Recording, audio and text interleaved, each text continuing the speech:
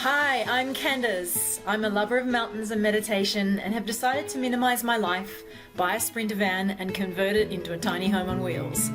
Having a background in interior design, I'm going to give you my tips, views and experience on design and how to project manage your conversion whilst being a total novice at doing the actual build.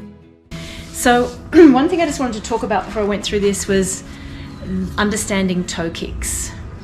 I see a lot of van conversions where people omit the toe kick. Big recommendation as a designer, where design is about utility, how to use the space. Don't omit the toe kick, especially in a small space. Now, if we walked around on stumps and we didn't have feet, no toe kick would be totally fine, okay? But we don't.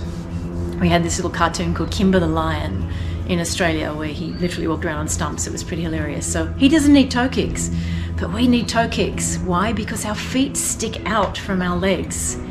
And of course we're very close in close quarters in a van. You need the toe kick. What is a toe kick? To state the obvious, it's so that your toe goes underneath cabinetry enough so that you're not kicking the cabinetry all the time. And I get it, when you're trying to expedite your build, it's easier just to build one big long cabinet to the floor, and then you think, well, I'm not wasting space then when I do that. But it's not going to be fun if you're talking about a full-time living situation.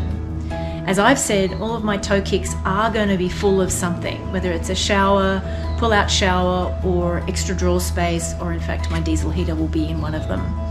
And so yeah, it probably takes a little bit more time to build in a toe kick, but all of these things you're going to be really grateful for when it comes to living in the van.